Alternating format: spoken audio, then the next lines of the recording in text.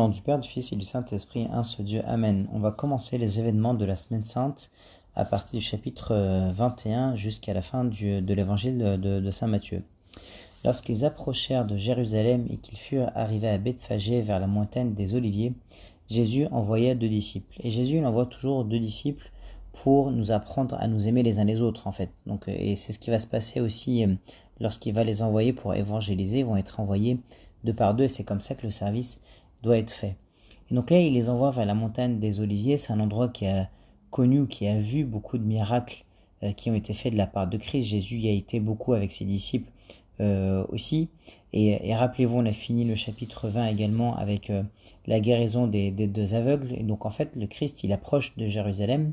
Et c'est la première fois qu'on va le voir entrer réellement en tant que roi et qu'il va accepter de se faire acclamer en tant que roi, mais toujours avec énormément d'humilité bien sûr, parce qu'il va entrer sur un anon et une ânesse, pardon. Et donc, donc là, enfin, donc c'est des gens pauvres, c'est des gens très simples, c'est eux qui aimaient le Christ, qui le suivaient, et donc ces 2 aveugles-là, et puis beaucoup d'autres, vont le suivre, et le Christ va entrer triomphalement à Jérusalem. Et ils arrivent à Bethphagée. Bethphagée, ça veut dire la maison du figuier en fait, ou l'endroit des figuiers. Et le figuier, ça représente toujours dans l'Ancien Testament, et la vigne d'ailleurs, ça représente le peuple juif en fait. Le peuple juif en fait, pourquoi ? Parce que le peuple juif, il a toujours cherché des solutions qui n'allaient pas. Pourquoi ? Parce que la figue, c'est avec des feuilles de figue que Adam et Ève se sont couverts lorsqu'ils ont découvert qu'ils étaient nus. Donc ils pensaient couvrir leur nudité ou leur péché avec des feuilles de figue, mais c'est pas ça qui allait. Le Christ, c'est pas comme ça qu'on allait être sauvé, ou qu'Adam et Ève allaient être sauvés. Et donc Dieu, il leur fit dans l'Ancien Testament à Adam et Ève là, il leur fit des habits en cuir d'animaux pour dire que ce qui va couvrir votre nudité ou ce qui va vous guérir de votre péché, c'est pas la figue ou les feuilles de figue, mais c'est le sacrifice. Il fallait tuer un animal, il fallait tuer l'agneau véritable, tuer le Christ et le sacrifier sur la croix. C'est comme ça qu'on allait être sauvé. Donc Bethphagée, le peuple juif, parce que le peuple juif a toujours refusé, ou il pensait être sauvé d'un ennemi terrestre, des Romains, et donc il attendait un Messie qui soit terrestre et un royaume terrestre. Mais non, pas du tout. La solution, c'est pas ça du tout, mais la solution, c'est le sacrifice. Donc Jésus envoya 2 disciples en leur disant « Allez au village qui est devant vous, vous trouverez aussitôt une ânesse attachée et un ânon avec elle, détachez-les et amenez-les-moi. » Donc une ânesse attachée et un ânon avec elle, ça montre encore une fois l'humilité du Christ qui rentre triomphalement à Jérusalem. Pourquoi ? Parce qu'il ne veut pas trop fatiguer l'ânesse et l'ânon, donc tantôt il va monter sur l'ânesse, tantôt sur l'ânon. L'ânesse et l'ânon, ça représente aussi l'ânesse, ça représente le peuple juif ou le peuple de l'Ancien Testament, et l'ânon, le peuple du Nouveau Testament ou le peuple des nations qui va croire au Christ alors qu'ils ne sont pas d'origine juive. Et tous rentrent à Jérusalem pour être sauvés. Le Christ, il va aller accomplir le salut à Jérusalem. Et une ânesse, pourquoi ça représente le peuple juif ? Parce qu'il y a une prophétie dans l'Ancien Testament qui dit que l'ânesse connaît son maître, mais le peuple juif ne connaît pas son Dieu, parce qu'il était têtu et entêté dans son péché. Et l'ânon, c'est donc le petit de l'ânesse, il est jeune, il n'a pas d'expérience, il est tout nouveau par rapport à l'ânesse, et donc c'est le peuple nouveau qui va croire au Christ, et donc c'est le peuple du Nouveau Testament, le peuple des nations, non d'origine juive, et qui va croire en Christ. Donc tous on rentre, ceux qui ont cru dans l'Ancien Testament et ceux qui ont cru dans le Nouveau Testament, pour être sauvés derrière le Christ à Jérusalem. Détachez-les et amenez-les-moi. Et on peut méditer aussi là-dessus. Détachez-les. On va être détachés de nos péchés, tout simplement. Et le Christ va nous emmener avec lui et nous sauver. On va être détachés des liens du péché qui nous rend esclaves. Et effectivement, on est esclaves du péché. C'est ça qui nous emmener en enfer, mais le Christ va nous détacher de ça et va nous sauver. Et le Christ, il a tout prévu, donc évidemment, il va se passer exactement comme le Christ leur a dit aux 2 disciples. Si quelqu'un vous dit quelque chose, vous répondrez, le Seigneur en a besoin. Et à l'instant, il les laissa aller. C'est effectivement exactement comme ça que ça va se passer pour ces 2 disciples-là. Or, ceci arriva afin que s'accomplisse ce qui avait été annoncé par le prophète. Et là, c'est Zacharie au chapitre 9 qui dit ça. Et d'ailleurs, Zacharie, dans plusieurs endroits de son livre, il va prophétiser sur les événements de la Semaine Sainte du Christ de façon très précise. Et il va prophétiser très exactement sur cette entrée triomphale à Jérusalem 500 ans avant que ça arrive. Et donc au chapitre 9 de Zacharie, là c'est ce qui est rappelé par le Christ au verset 5, dites à la fille de Sion, et la fille de Sion ça représente le peuple juif, ou ça représente l'âme humaine, voici ton roi vient à toi plein de douceur, plein d'humilité, et monté sur un âne, sur un ânon, le petit d'une ânesse. Donc Zacharie il a dit très exactement ça, et cette façon très exacte et très précise que se passe exactement l'entrée du Christ à Jérusalem. Et puis 2 chapitres plus loin dans Zacharie 11, un autre événement, c'est le champ du potier qui va être acheté pour 30 pièces d'argent. Et ça fait référence à la trahison de Judas, donc il a trahi le Christ pour 30 pièces d'argent. Et quand il a voulu rendre cet argent-là, ils ont refusé de le récupérer, Judas s'est pendu, et ils ont acheté le champ du potier avec ces 30 pièces d'argent. Et donc ça, c'est écrit dans Zacharie au chapitre 11, et ça s'est passé 500 ans aussi avant. Et Zacharie, évidemment, il parlait du Messie, parce qu'on dit à la fille de Sion, voici ton roi. Donc c'est vraiment le Christ, le Messie qui doit venir, toi, le roi de ce peuple de juifs-là dans l'Ancien Testament. C'est Zacharie qui dit ça. Il vient à toi et monté sur un âne. C'est-à-dire qu'il fallait qu'il s'incarne, qu'il marche et qu'il monte sur un ânon. Donc Zacharie parle évidemment de l'incarnation du Christ monté sur un âne et qui rentre à Jérusalem. Les disciples allèrent et firent ce que Jésus leur avait ordonné.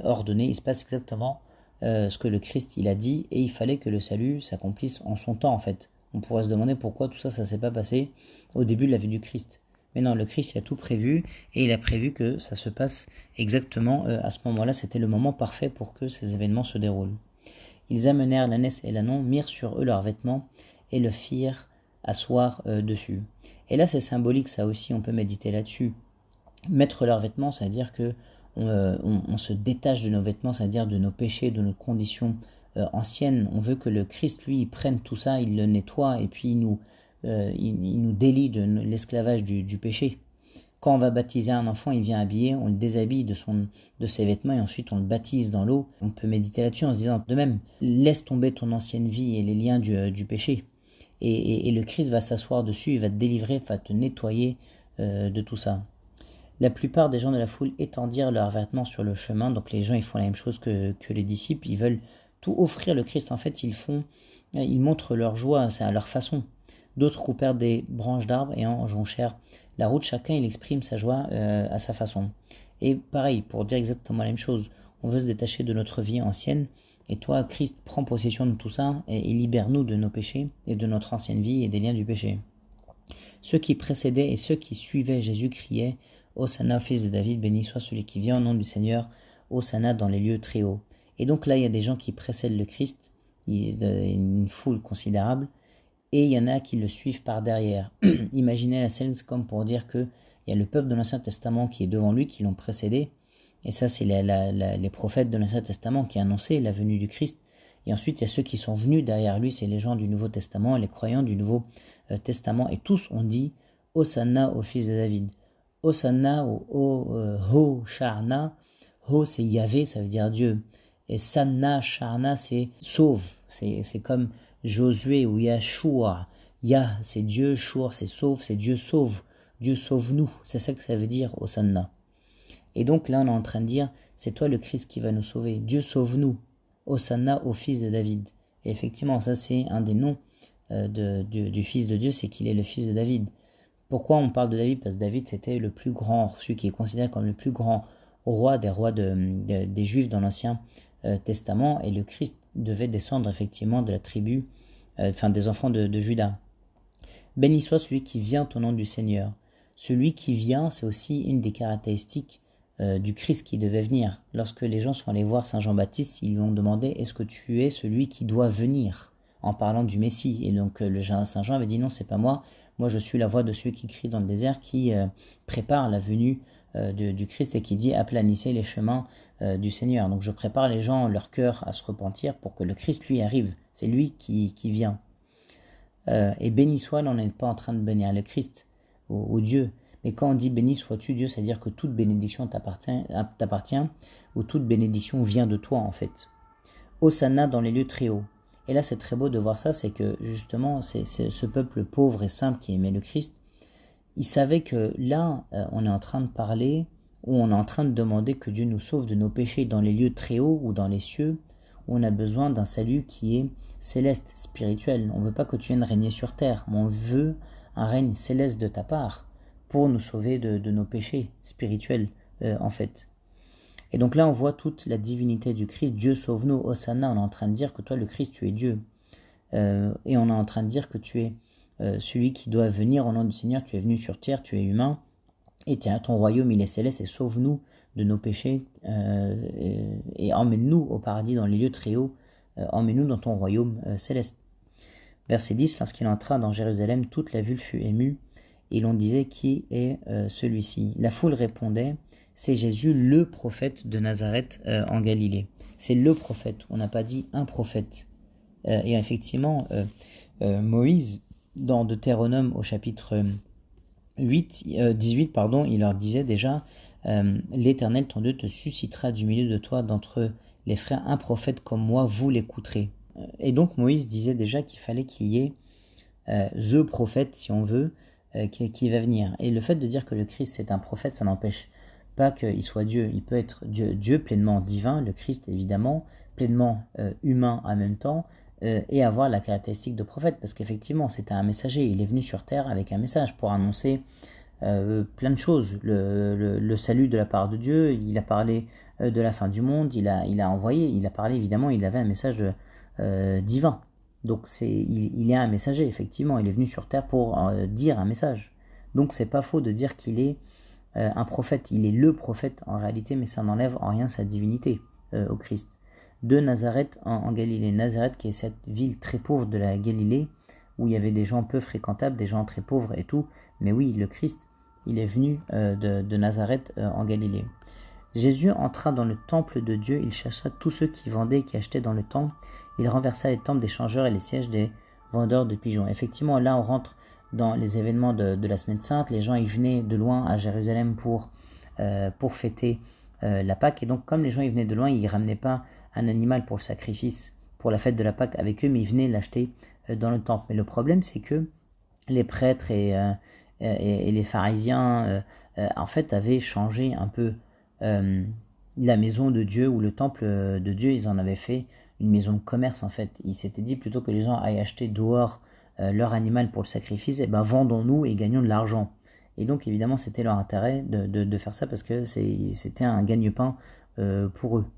Et ils volaient là-dedans en fait en faisant ce commerce-là à l'intérieur du temple de Dieu. Et donc comme les gens ils venaient de loin et d'autres pays, donc il y avait des changeurs de monnaie, et les gens qui étaient pauvres ils n'achetaient pas des agneaux mais ils achetaient des pigeons, et donc c'est pour ça qu'il y avait des vendeurs de pigeons.